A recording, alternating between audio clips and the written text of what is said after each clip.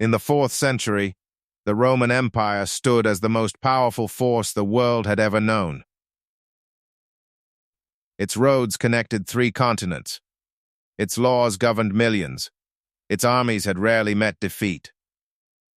But beneath this appearance of strength, a series of quiet decisions were reshaping the empire's future. These were not dramatic failures. They were administrative choices, economic adjustments, and military reforms that seemed reasonable at the time. Each was intended to solve a pressing problem.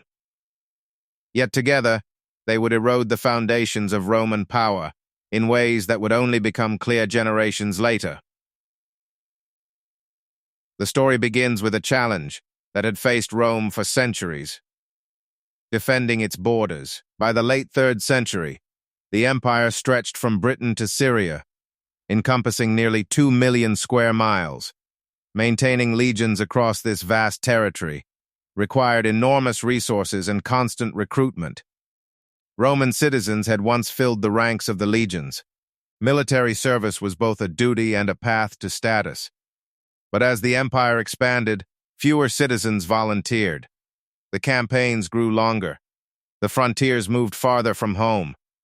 The rewards seemed less certain. Emperors responded with what appeared to be a practical solution.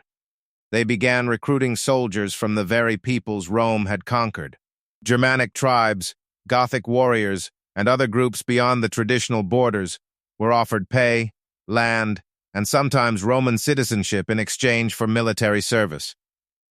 This approach solved immediate problems. It filled the legions. It reduced recruitment costs. It allowed Rome to deploy forces quickly where they were needed. Military commanders praised the fighting quality of these new recruits. For decades, the system appeared to work well. But the policy created dependencies that Rome's planners had not fully considered. These soldiers served Rome, but their loyalty was often to their commanders rather than to the empire itself. They maintained their own languages, customs, and networks. When paid regularly and treated well, they fought effectively. When those conditions changed, their allegiance became uncertain. At the same time, Rome faced growing economic pressures. The empire's currency had been stable for centuries, backed by silver and carefully controlled by the imperial mint. But funding the military, maintaining infrastructure, and supporting the bureaucracy required ever larger amounts of coin. Emperors began reducing the silver content in Roman currency. The process was gradual. A 5% reduction here, another 10% there. Each debasement was small enough to avoid immediate crisis. The coins still looked the same. They still bore the imperial seal. Most people in the empire barely noticed. Yet the cumulative effect was profound. By the mid-3rd century, coins that had once been 90% silver contained less than 5%. Prices rose. Merchants demanded more coins for the same goods. Soldiers required larger payments to maintain their standard of living. The savings from currency debasement disappeared into inflation. The empire attempted to control prices through legislation.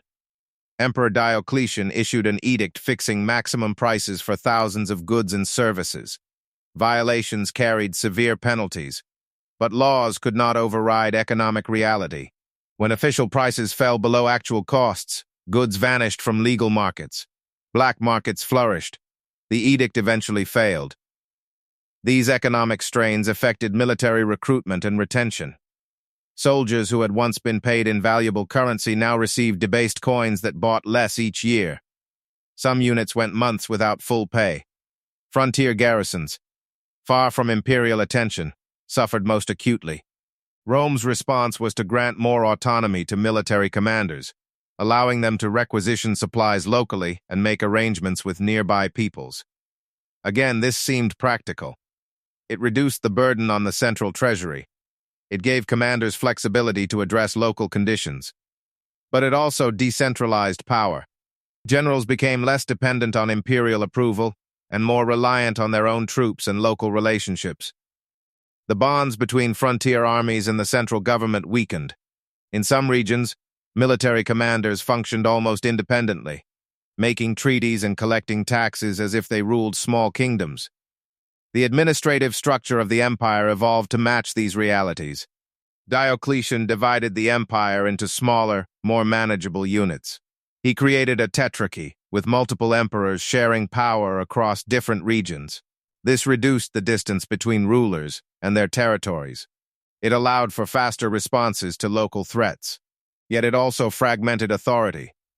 What had been one empire with a single source of law and policy became multiple centers of power, each with its own priorities. Coordination became more difficult. Different regions pursued different strategies. The sense of unified Roman identity began to blur. By the early 5th century, these accumulated changes had transformed the empire.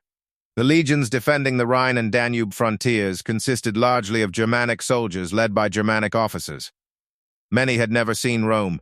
Their families lived in settlements that resembled their ancestral villages more than Roman cities. When crisis came, the structure could not hold. In 378, a Roman army was destroyed at Adrianople by Gothic forces. Many of the defeated Roman soldiers had themselves been Gothic or Germanic. The distinction between Roman and barbarian had become unclear. The empire's response revealed how far things had shifted. Rather than attempting to rebuild a citizen army, Rome negotiated with the Goths, granting them territory within imperial borders in exchange for military service. They would defend the empire, but as a semi-autonomous people under their own leaders. Similar arrangements followed with other groups. The empire became a patchwork of territories, some directly governed, others held by allied peoples with varying degrees of independence. The borders that had once been clear lines became fuzzy zones of overlapping authority. The economic system fractured in parallel. Long-distance trade declined as roads deteriorated and security decreased. Cities that had thrived on commerce shrank. Tax collection became irregular. Some regions reverted to barter economies. The complex economic networks that had sustained Roman prosperity unraveled. None of these changes happened suddenly. No single decision caused the transformation.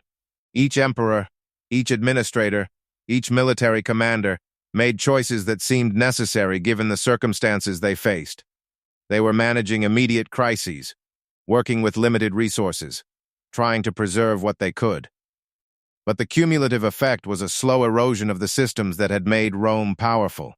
The centralized authority, the standardized currency, the citizen legions, the unified legal structure, all were gradually replaced by more localized, fragmented arrangements.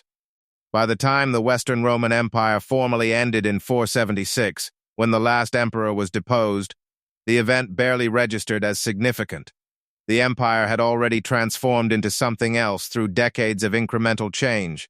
The final moment was simply a recognition of a transformation that had long since occurred. The cost of these accumulated decisions is difficult to measure precisely. The material losses were substantial. Cities abandoned, infrastructure that fell into ruin, trade networks that collapsed.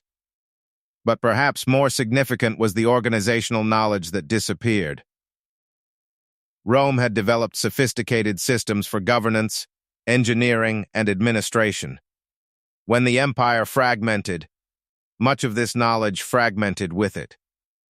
Some was preserved in the Eastern Empire, some was maintained by the Church. But much was simply lost, not destroyed in any dramatic moment, but gradually forgotten as the institutions that had sustained it ceased to function.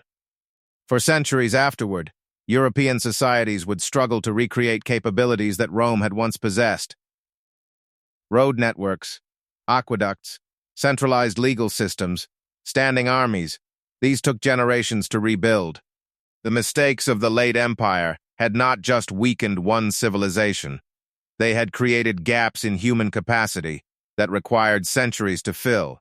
The historical record makes clear that Rome's transformation resulted not from any single catastrophic error, but from the compound effect of many reasonable-seeming decisions, each made under pressure, each solving one problem while creating others. The full cost became apparent only when looking back across the span of centuries.